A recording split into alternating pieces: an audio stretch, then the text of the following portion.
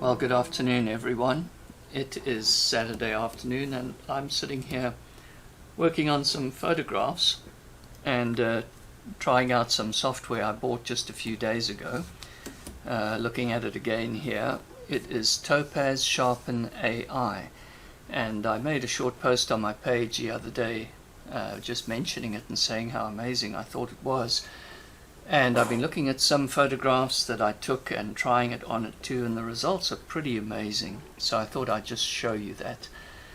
I was in New Zealand at the end of 2017 and had just taken this shot, carried on down the road, went around the headland to another view of this lake, which is on the South Island.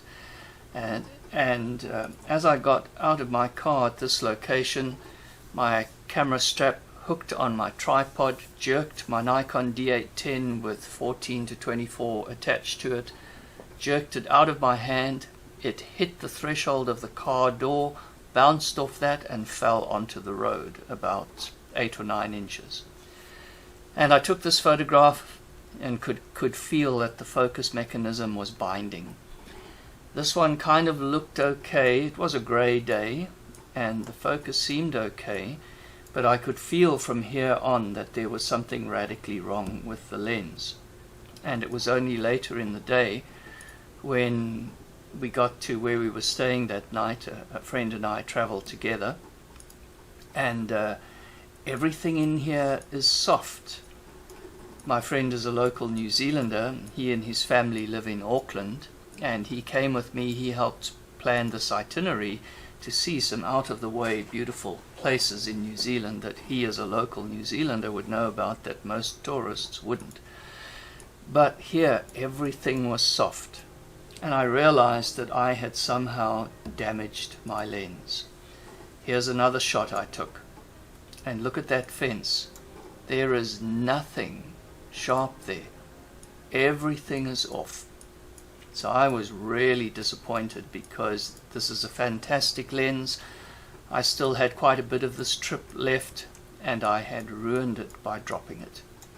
So my 28 to 300 saved me for the rest of the trip. I tried a few more shots with this lens, but thankfully gave up using it because nothing I could see when I zoomed in on the monitor on the back of my D810 that nothing was in focus. And of course I dropped a nearly $2,000 lens and $3,000 camera, so it was a little bit upsetting to have that happen. Anyway, I kept the shots that I took even though they were not sharp. Like there's another, nothing sharp. And thankfully I didn't throw them away, so I've kept them for years. Here's a shot I took the next morning inside the sheep shearing barn, and again nothing in here is sharp. So with not throwing them away, at a Scott Bourne workshop I attended this past December, he mentioned Topaz and how impressed he was by them, and he mentioned this software as well as being very useful in some situations. So it's not too expensive. I used the discount code he gave us and bought it with I think it was 15% discount just a few days ago. In fact, I put a link to it on my website now too. And if you use the link that I provided there, you too will also be able to get a 15% discount off the price. So I thought I would show you what it can do, because here as well on this shot, nothing is sharp. Everything is soft. The bird dropping stains on the rafters there are soft. All of the background is soft. Just basically unusable, but I kept it. So let's take it into Topaz.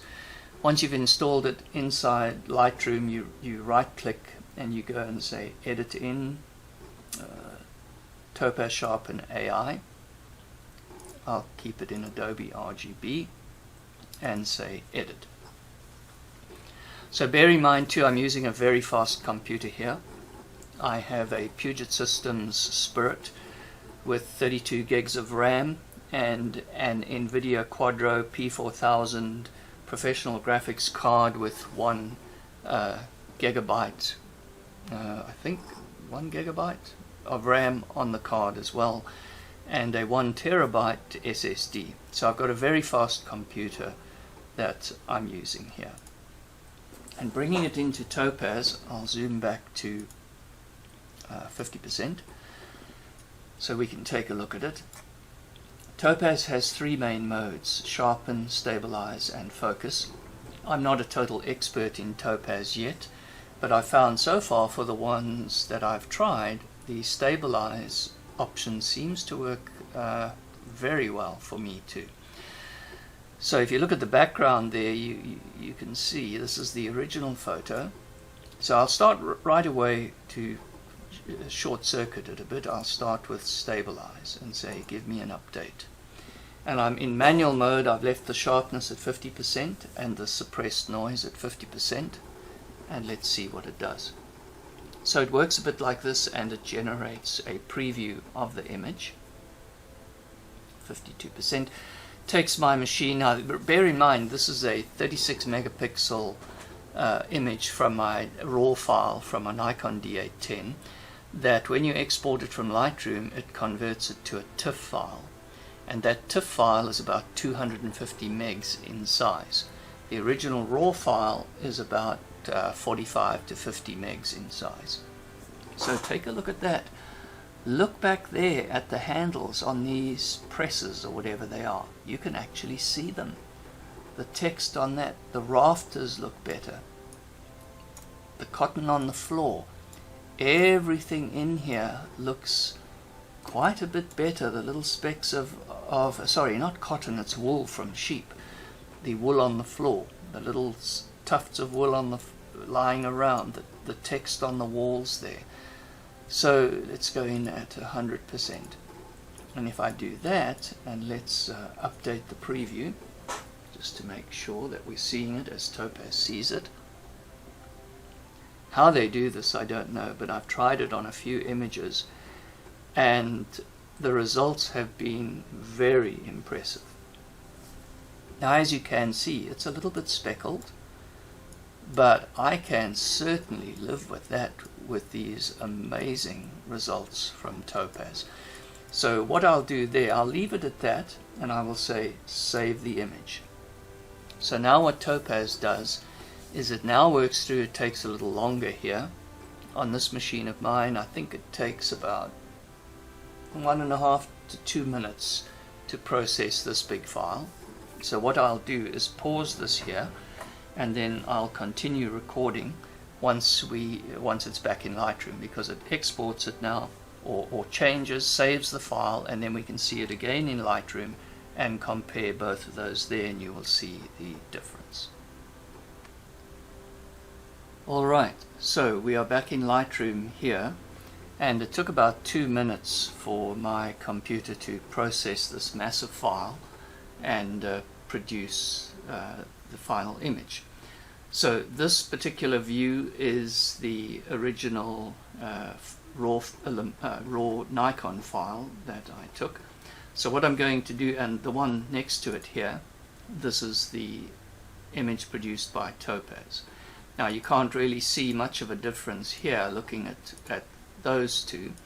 So what I'm going to do is to select both images and tell Lightroom to show me both as a comparison. So there's the original on the left, Topaz image on the right. I'll minimize that panel, and let's zoom in and take a look.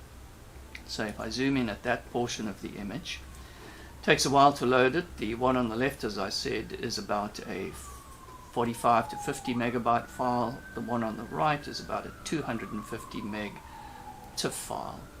So look at that chalkboard in the background there. You can almost read the text on it in this one. That one, all you can see is that there is text. This Power TECA or something or other on this piece of equipment, you can read that. You can make it out here, but it's certainly not sharp. Look at the chair in the background on the right. The chair, the legs, and look at it on the original image in the left here.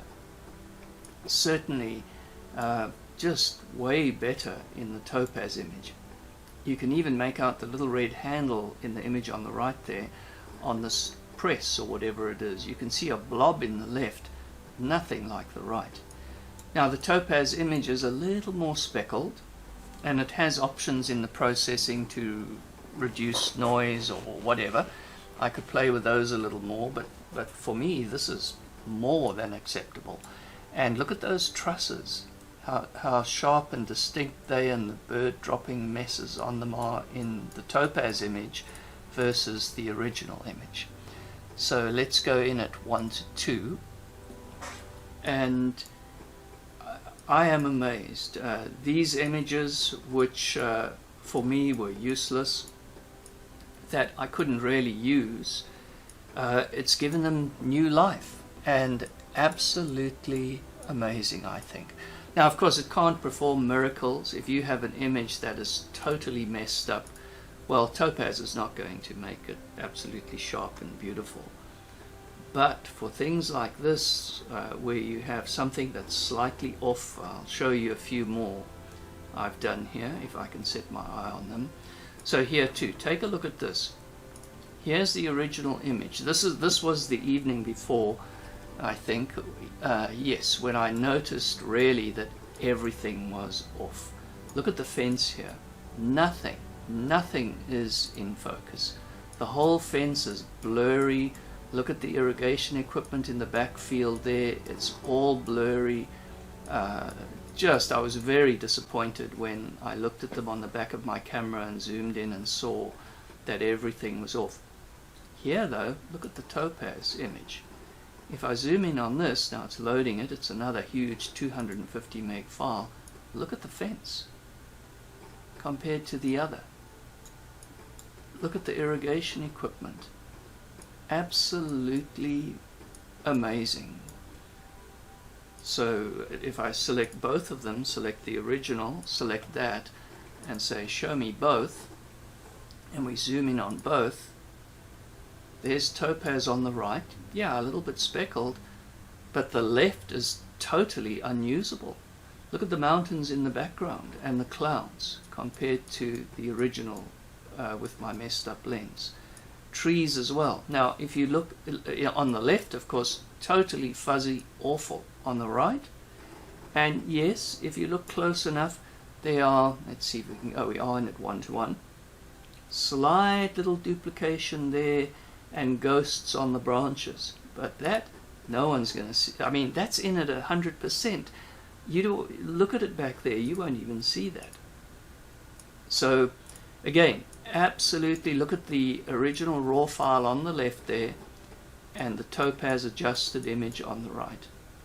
Look at the stand and the cattle feeder, and look at it on the right. So I think this is absolutely astounding what Topaz is able to do. I'll show you one more image. This was one that I really liked, that I took in the barn as well, or the sheep shearing shed. But on the original again, all of these rails are out of focus. Now I used a smaller aperture here, and I wanted to try and get as much in focus as possible, but with the lens being damaged, everything is soft. There's nothing in this image that is sharp. So again, very disappointing. Thankfully though, I keep those sort of things, because let's compare both now. Let's get that one and the Topaz and look at both. So again, you have the original on the left, the Topaz adjusted image on the right. Let's zoom in there. So it is just mind-blowing. Look at the clock in the background there on the left and those photographs on the wall compared to what Topaz has done in tweaking this on the right. Just mind-blowing.